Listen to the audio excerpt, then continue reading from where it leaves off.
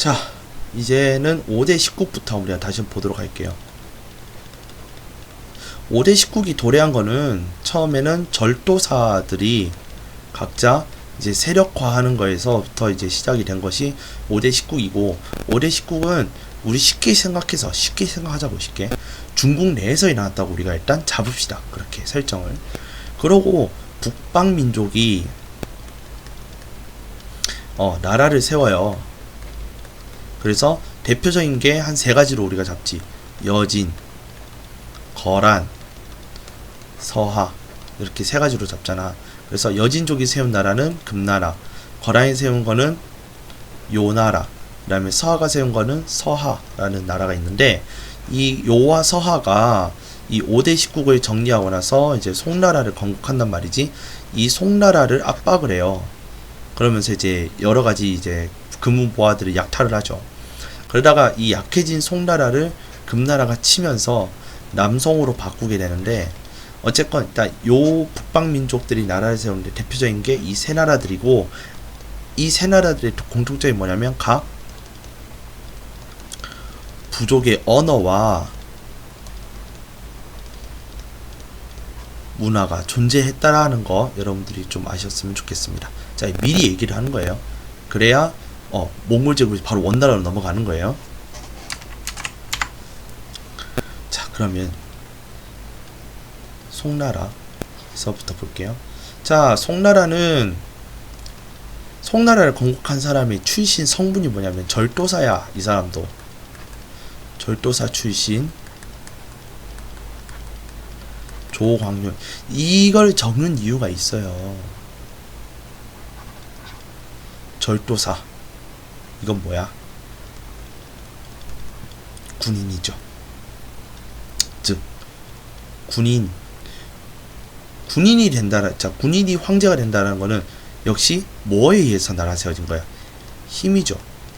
군사력에 의해서 통일이 된 거. 그러니까 군사력에 의해서 정권이 잡힌 거잖아.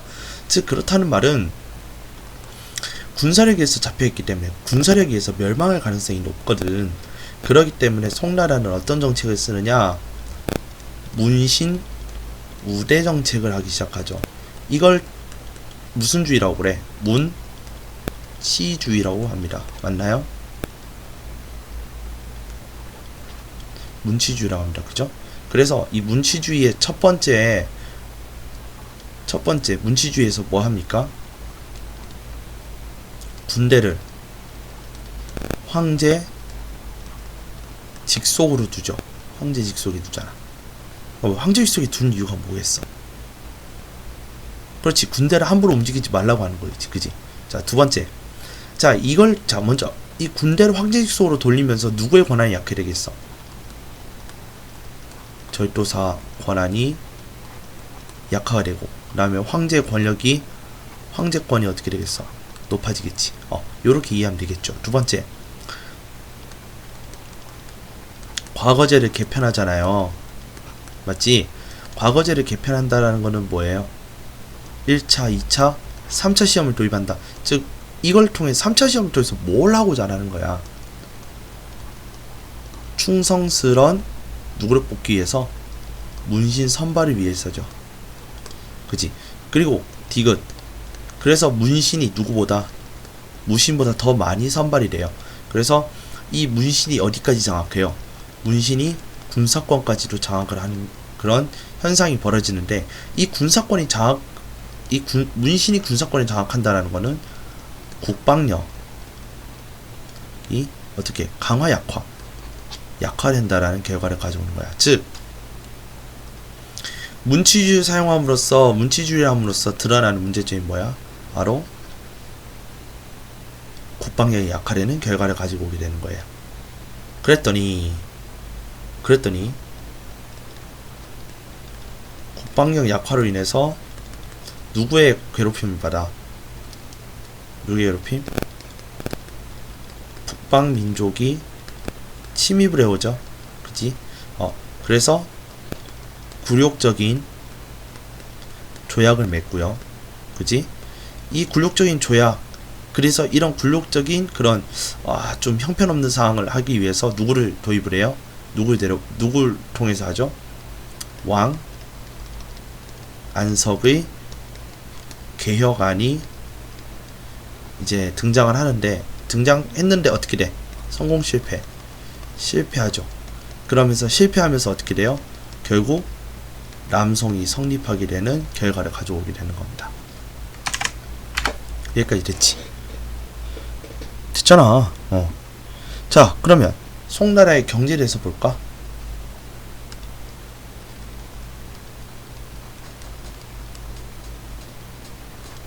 자, 송의 경제에 대해서 볼까? 첫 번째. 자, 송의 경제. 첫 번째. 자, 농업 생산량이 증가한다라는 거는, 농업 생산량이 증가한다라는 거는 인구 증가로 나타나게 되고, 인구가 증가하게 되니까 상업이 발달하게 돼요. 자, 무슨 말이냐면 농업 생산량이 왜 늘어나게 되냐는 거야.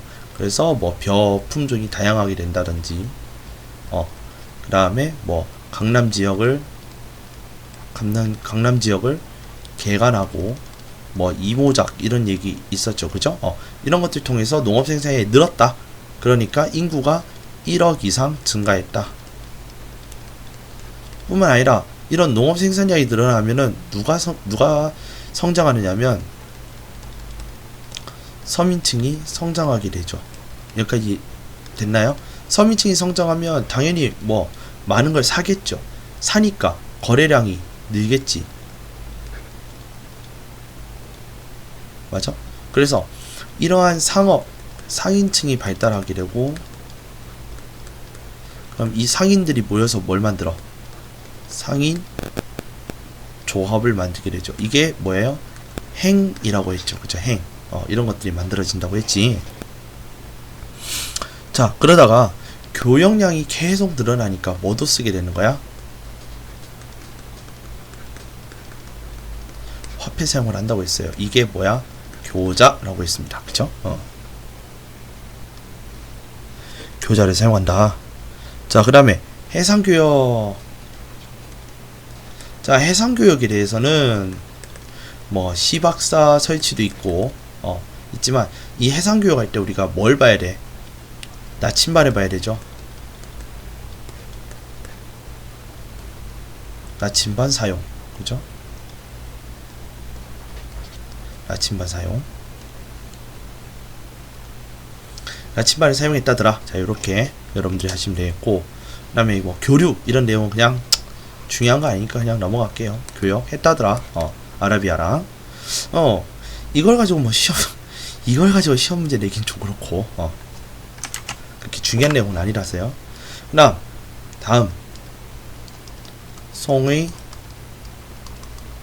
문화에 대해서 봅시다. 송의 문화. 첫 번째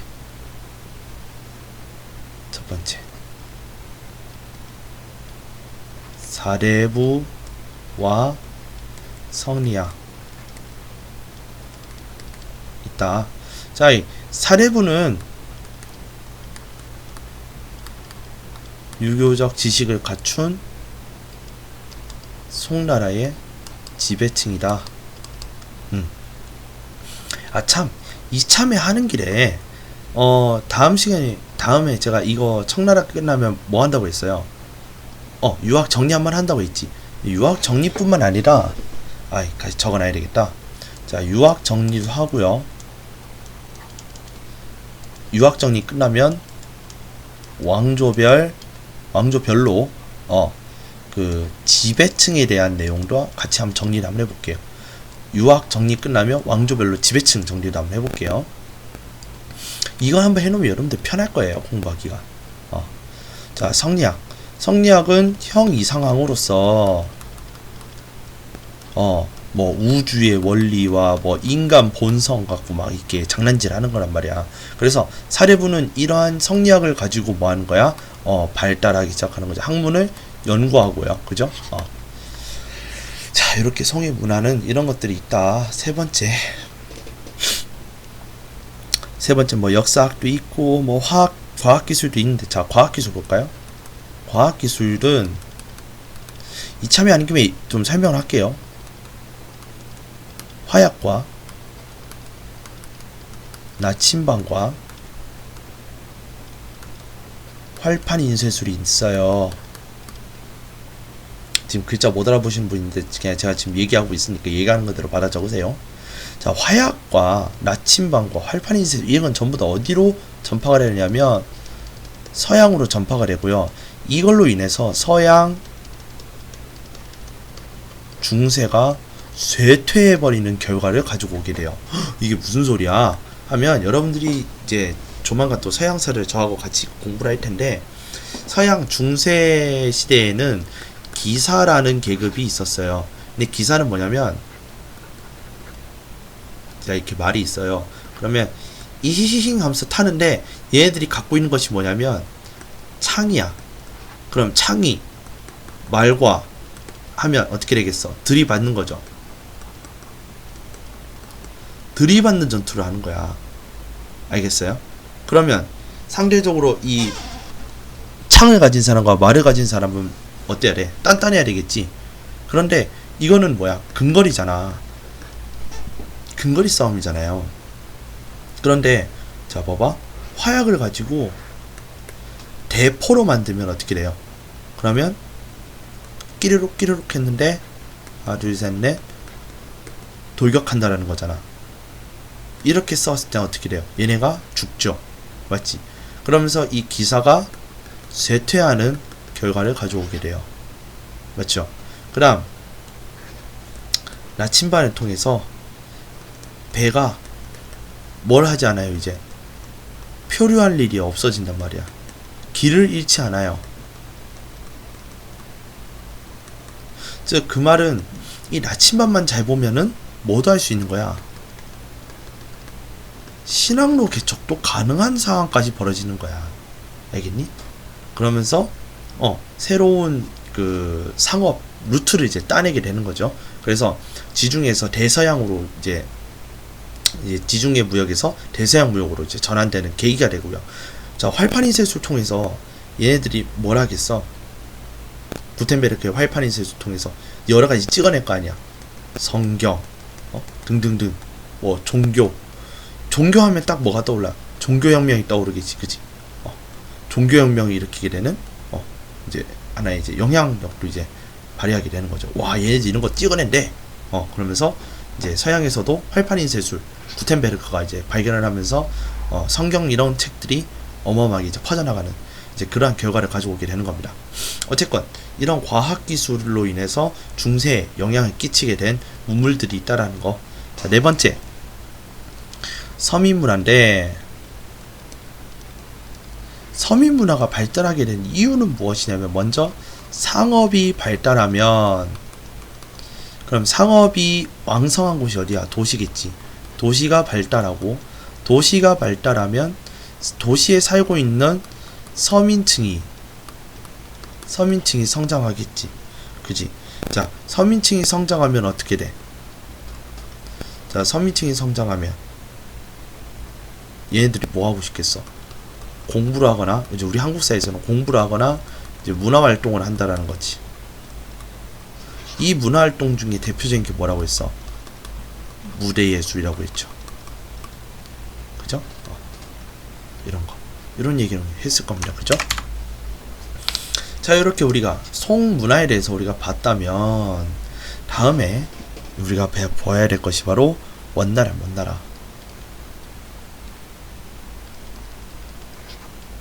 자, 아까 5대 10국에 대한 내용도 얘기했고, 그 다음에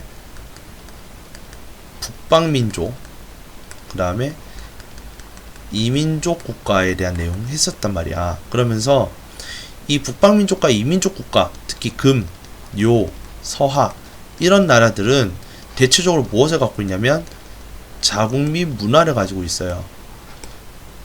모름지기 각 종족마다 자신의 고유 문화를 갖기 마련이잖아. 근데 이거를 왜 강조를 하느냐?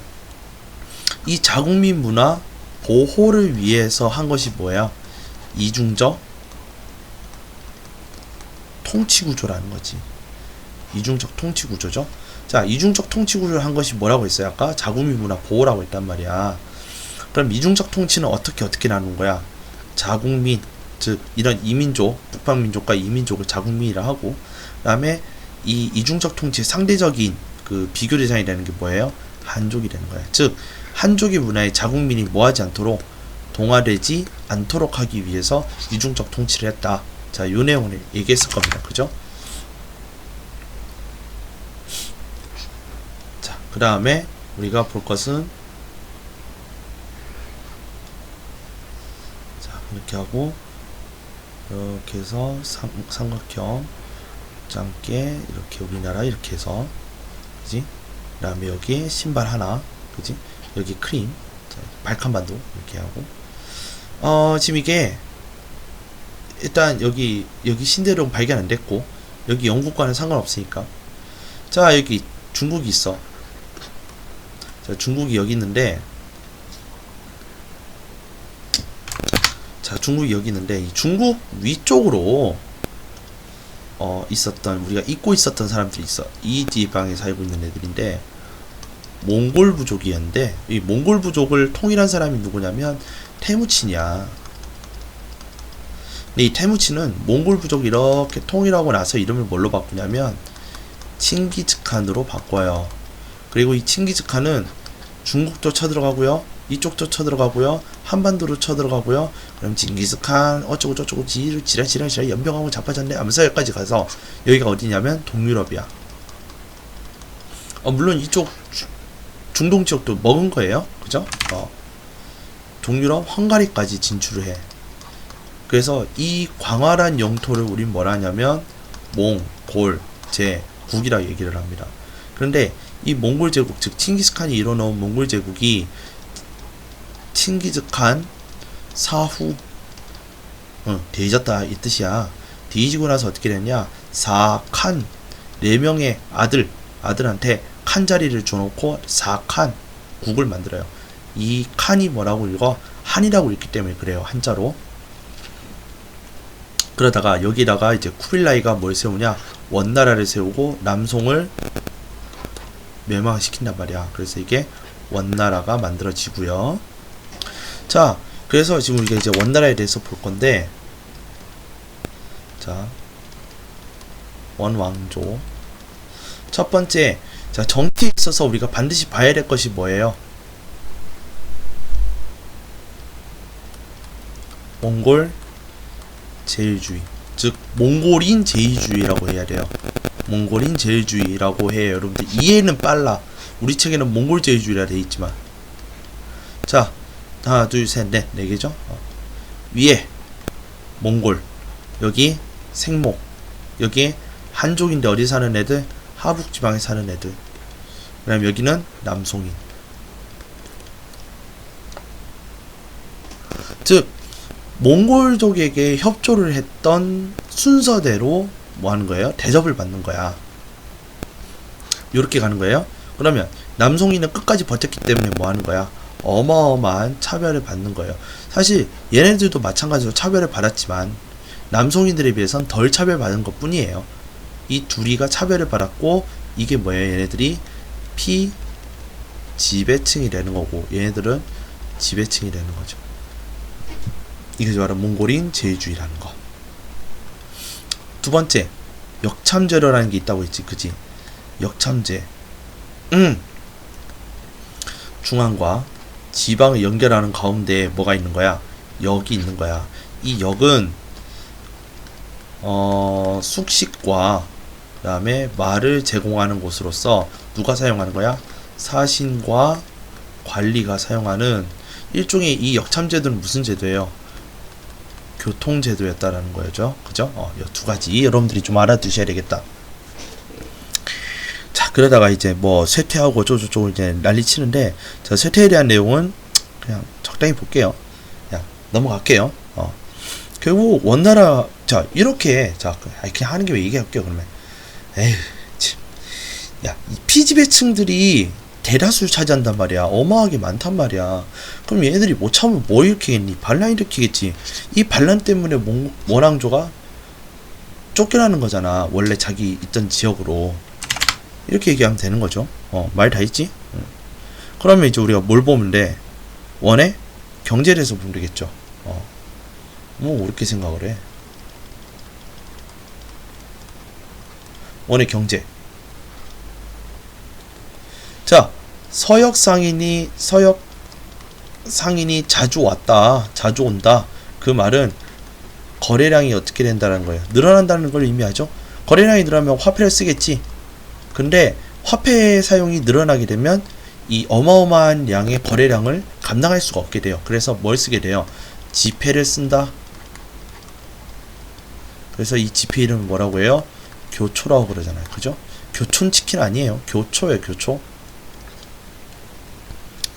두 번째, 자, 원의 경제고, 자, 그러면 동시에 문화도 같이 볼까? 자, 문화. 구어체를 사용했단다. 구어체, 소설 이런 것들이 인기가 있고, 그 다음에 뭐 잡극. 자, 결국 이걸 통해서 얘기하고 싶은 문화는 무슨 문화? 서민 문화. 서민 문화가 발전했다. 됐지? 끝. 어렵게 생각할 거 하나도 없어요. 참 쉽죠? 자, 명나라.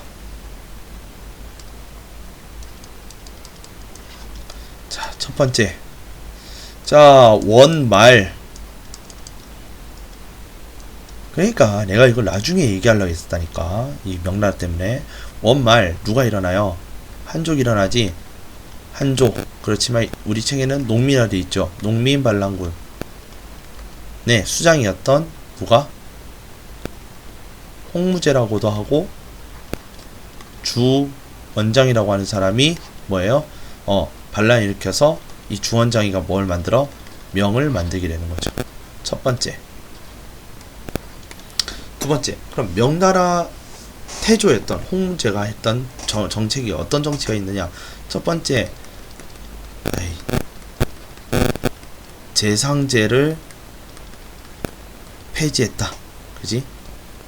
그 다음에 세 번째죠. 이갑제를 실시했다. 그지? 자, 세 번째, 학교교육과 또 과거제. 그죠? 또 토지와 호적 대장을 기록을 했죠. 자, 첫 번째, 재상제를 폐지했다라는 것은 누구 중심? 황제 중심의 정책을 실시하겠다. 즉 왕권 강화에 기초한 내용이죠. 그죠? 그 다음에 이갑제를 한다는 것은 지역, 즉 지방을 어떤 식으로 통치하겠냐라는 거야. 지방 통치체제를 정한 거라고 보시면 돼요. 이갑제는. 됐죠? 그다음 학교교육과 과거제. 이건 뭐야? 유학이죠. 유학을 진흥하고 그 다음에 뭐 그런 유교 같은 것들을 이제 제정을 하는 거죠. 그래서 교육을 강화시킨다.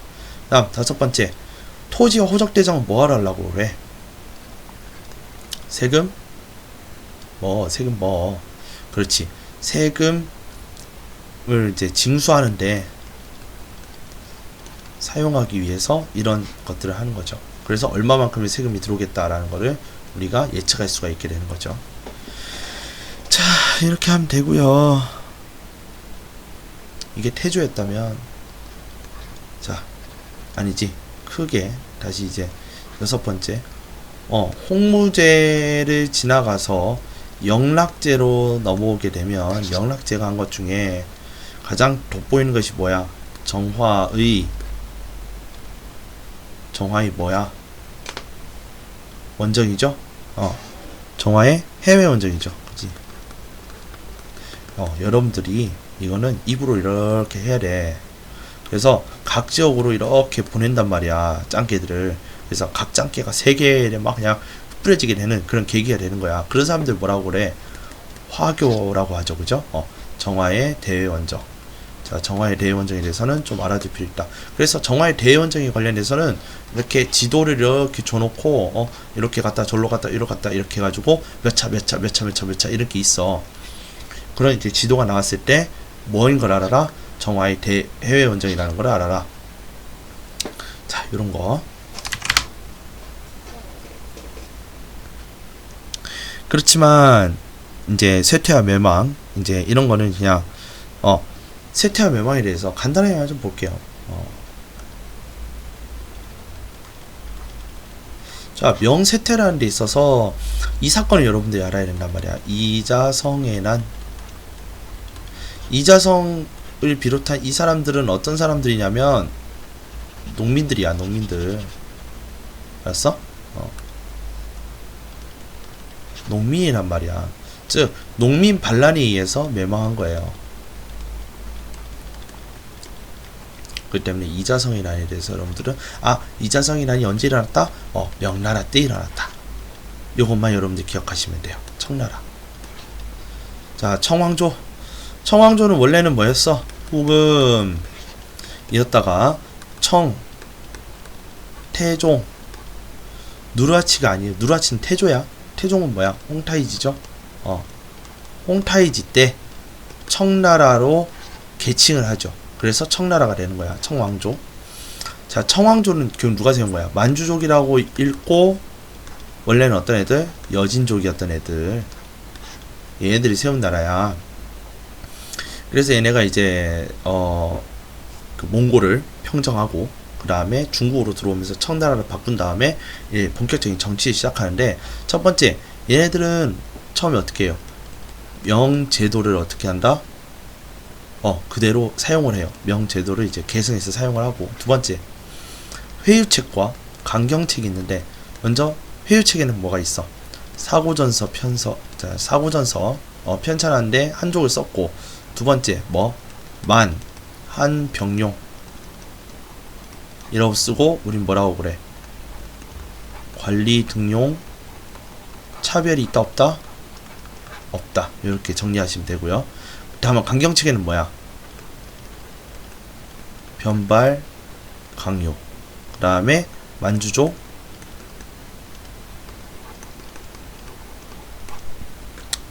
비방 금지, 디스 금지. 자, 이런 것들이 있었죠, 그죠? 이런 내용.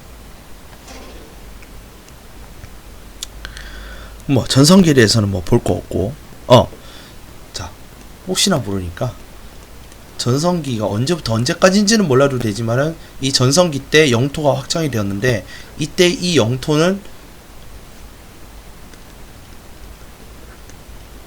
현대 중국과 어떻다?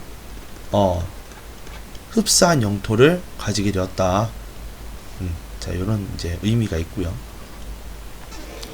네 번째. 자, 이제 네 번째부터는 어떻게 가야 되느냐면, 명나라와 청나라 동시, 명청, 이 발음 잘해야 돼요. 멍청 아니에요.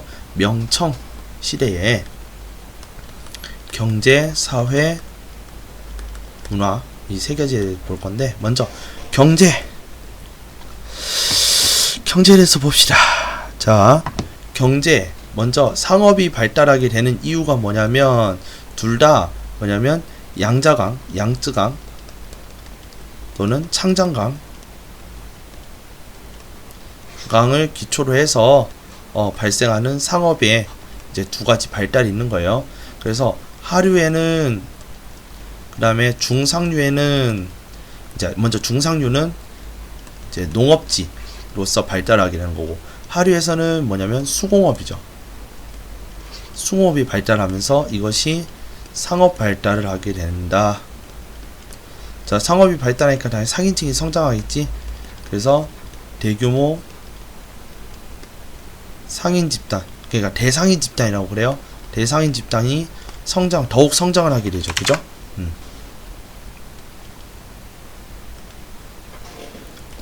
자, 그 다음에, 자, 요걸 우리가 좀 알아줘야 될 것 같아.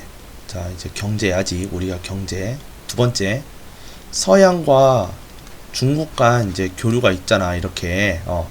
근데 서양에서 중국과 교류를 하면서 무엇이 많이 들어오냐면, 은이 유입이 되어요. 어디로? From Western이겠지, 그지? 서양으로부터 은이 유입이 된단 말이야. 근데 이 은이 많다 적다?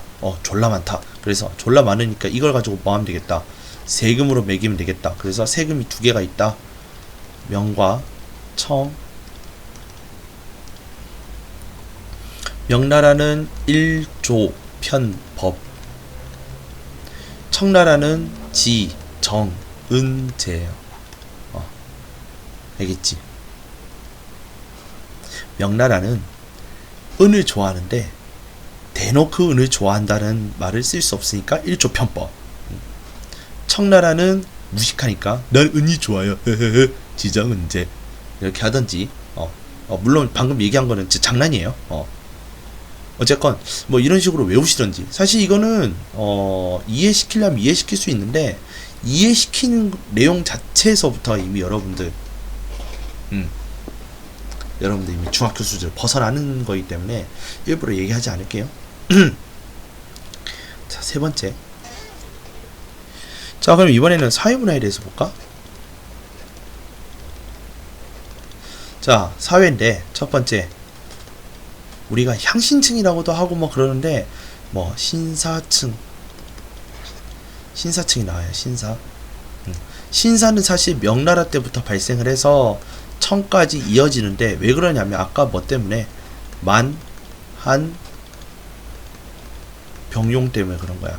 이 만한병용이라는 것이 참 대단한 것이 뭐냐면 그들의 지배라는 건 뭐야?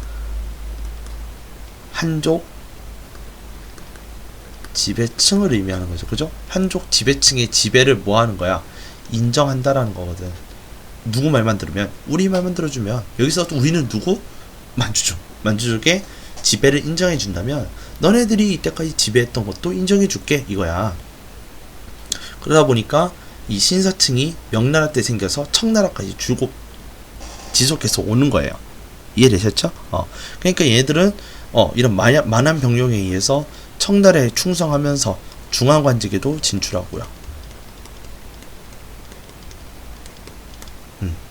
자, 이렇게 보시면 되겠습니다. 당연히 이거는 이 신사층들은 우리 사례부층하고 똑같아요. 사례부 뭐 양반처럼 이제 지방 교화나 지도나 그 다음에 치안이나 이제 이런 것들도 다 했다라는 거 그거 여러분들이 아시면 될 것 같고요. 이건 당연히 했으니까 따로 설명할 필요는 없어요. 얘네들은 당연히 했으니까. 그러니까 이런 만한병용에 의해서 그들이 청나라 때까지도 대접을 받으면서 살았다. 이렇게 이해하시면 될 것 같아요. 그 다음에 학문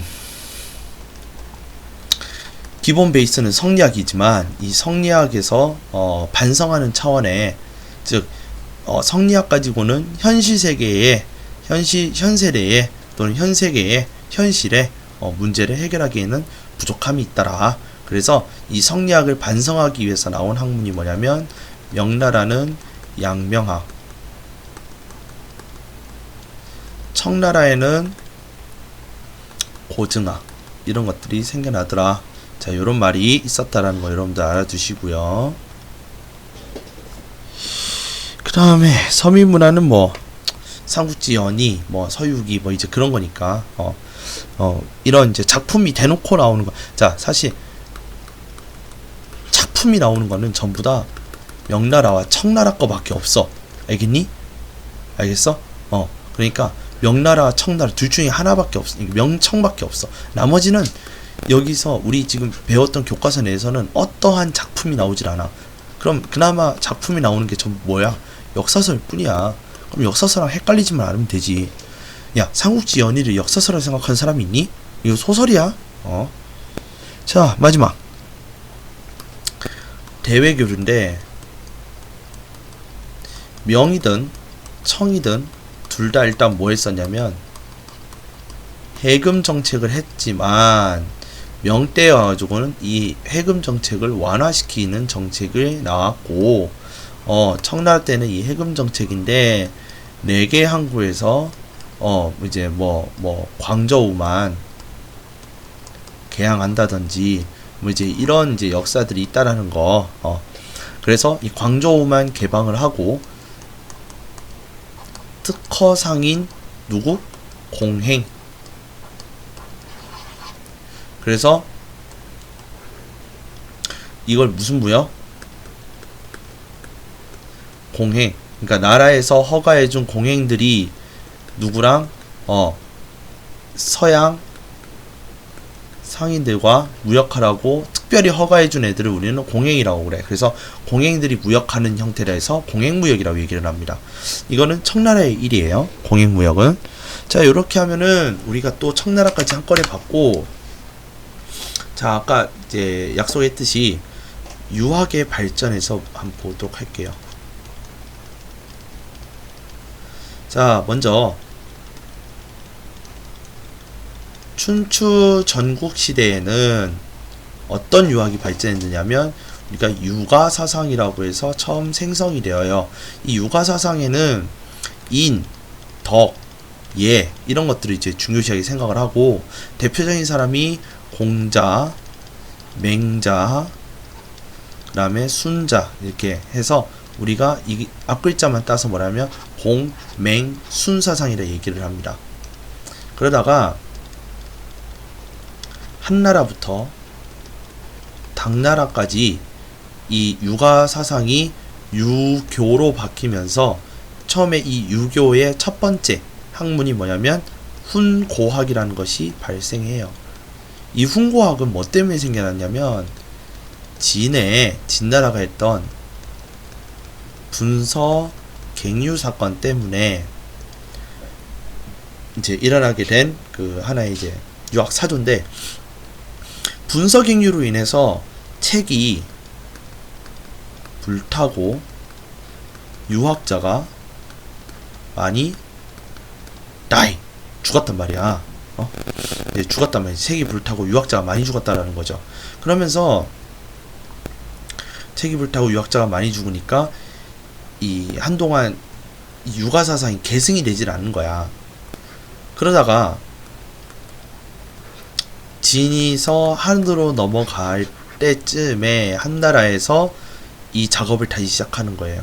즉 그러면 책이 불탔거나 아니면 흩어졌겠지. 이 불타는 거를 막기 위해서 저 구석에 하나 놨을 거 아니야. 그러니까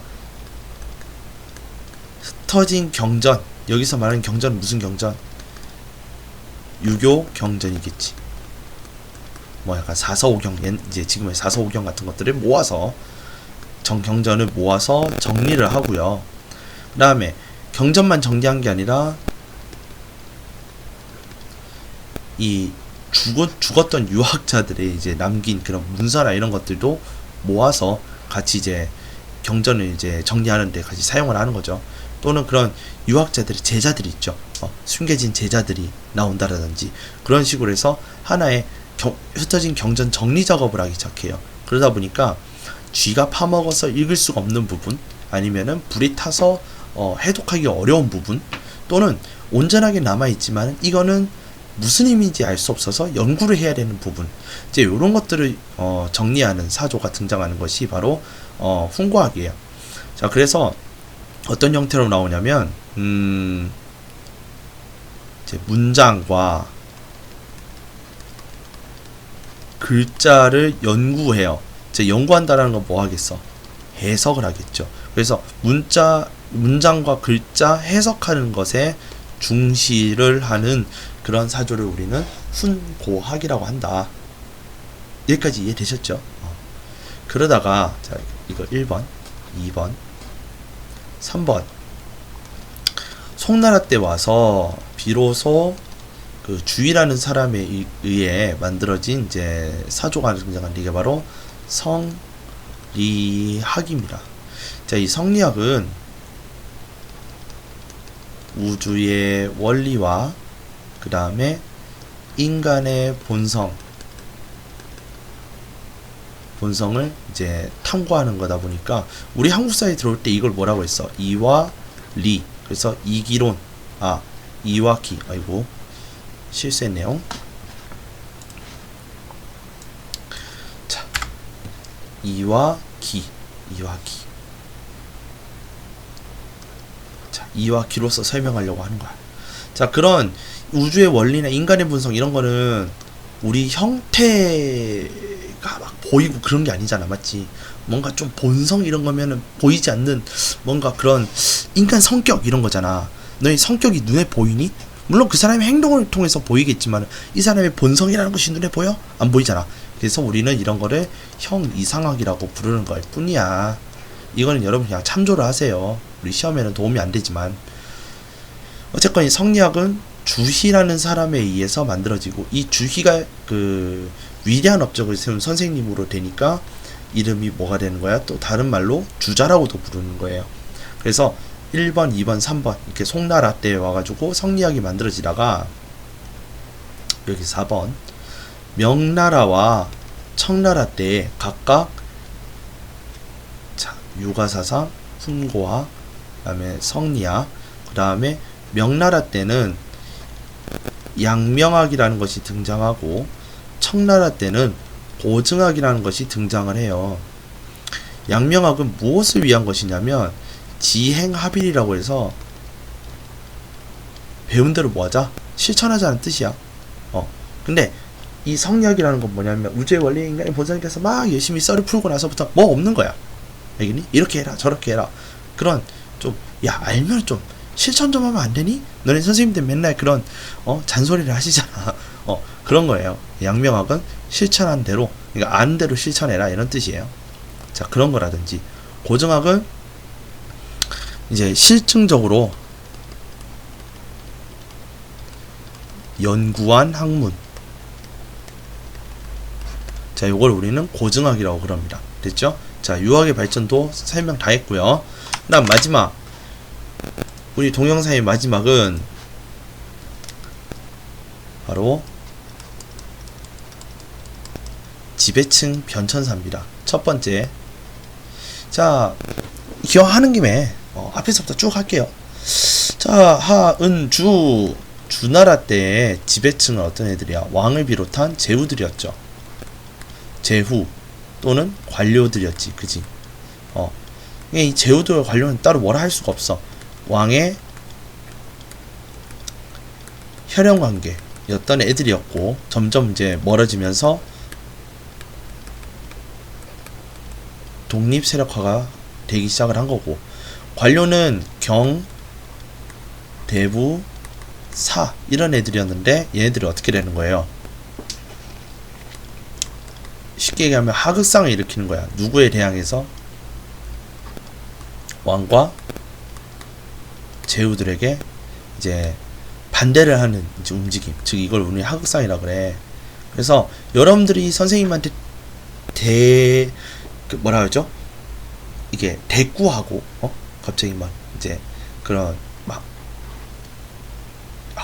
말이 잘 안 나와요. 너무 이게 막 반대를 얘기하는 그것이 하극상이 아니라 막 너희들이 막 화를 내면서 막 그 버릇없이 대하는 거 있죠? 그걸 하극상이라고 하거든. 막 대드는 거, 그렇죠? 대드는 거 이런 걸 우리는 하극상이 난단 말이야. 어쨌건 제후와 관료들이었고, 자, 한나라 때 와서는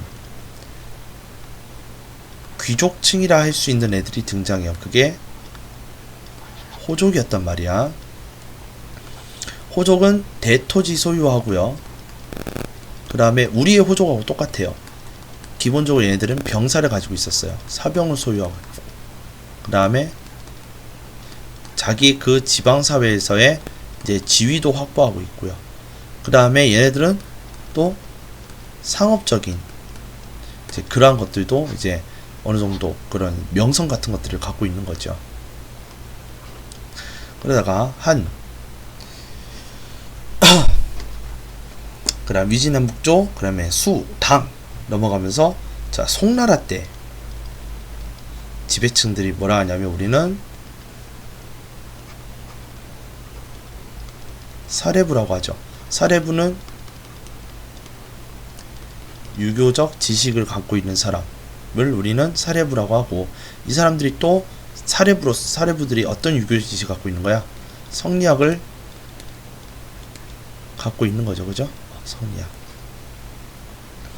그러면서 이 송나라의 뭐야? 송나라의 지배층이 형성하고 있다라는 거. 자, 이러한 특징을 갖고 있죠. 그 다음 마지막 명과 청나라. 얘는 뭐라고 해? 신사라고 하죠. 신사.